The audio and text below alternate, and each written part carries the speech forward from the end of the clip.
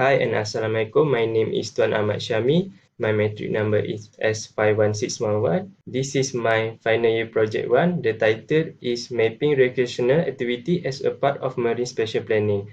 My supervisor is Mr. Muhammad Hafizi bin Said. What is Marine Spatial Planning? Marine Spatial Planning is a public progress of analyzing and allocating the spatial and temporal distribution of human activities in marine areas to achieve balance between ecological, economic, and social objectives that have been specified through a political process. What is recreation? Recreation is a social activity of leisure. The need to do something for recreation is an essential element of human biology and psychology. Recreational activities are often done for enjoyment, amusement, or pleasure and considered to be fun.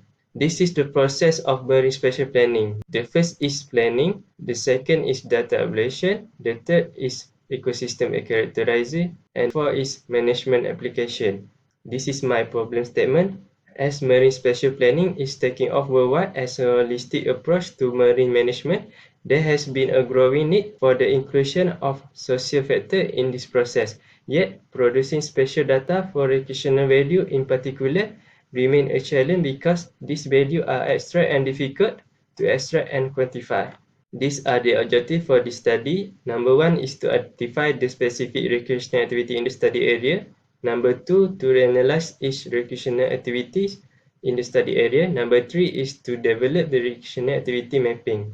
Public Participatory Geography Information System or PPGIS. PPGIS is a participatory approach to spatial planning and spatial information and communication management. PPGIS combines participatory learning and action methods with geography information system. PPGIS also combines a range of geospatial information management tools and methods such as sketch maps, participatory 3D modeling, aerial photography, satellite imagery, and global positioning system data to represent people's spatial knowledge in the form of virtual or physical, 2 or 3-dimensional maps used as interactive vehicle for spatial learning, discussion, information exchange, analysis, decision-making, and advocacy. Geography Information System, GIS. A Geography Information System is a framework for gathering, managing, and analyzing data. Rooted in the science of geography, GIS integrates many types of data. It analyzes spatial location and organizes layers of information into visualization using maps and 3D scenes. GIS technology applies geographic science with tools for understanding and collaboration. It helps people reach a common goal, that is to gain actionable intelligence from all types of data. GIS helps in identify problems, monitor change, manage and respond to events, perform forecasting and set priorities and understanding trend. This is my methodology for data collection. I have primary data and secondary data.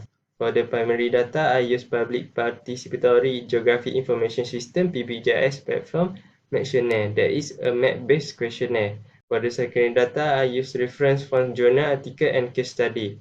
For the data analysis, I use Geography Information System (GIS) software. This is my research framework. Number 1 is study aim and focus. Number 2 is choosing geography area in focus and active runtime for the study. Number 3 is setting up the study on this website and choosing data collection and sampling strategy. Number 4, pilot testing the study.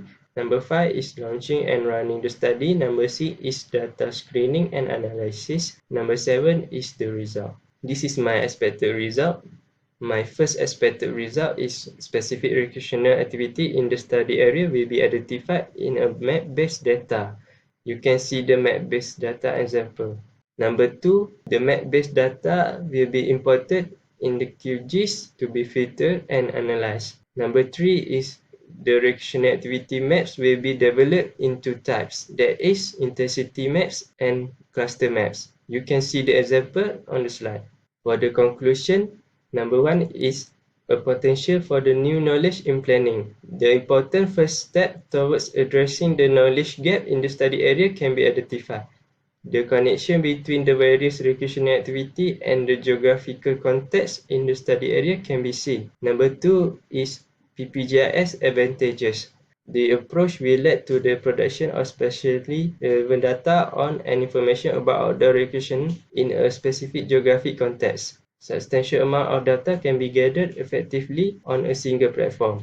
This is my Gantt chart. This is my reference. This is the end of my video. If you have any question, you can email me. Thank you and Assalamualaikum.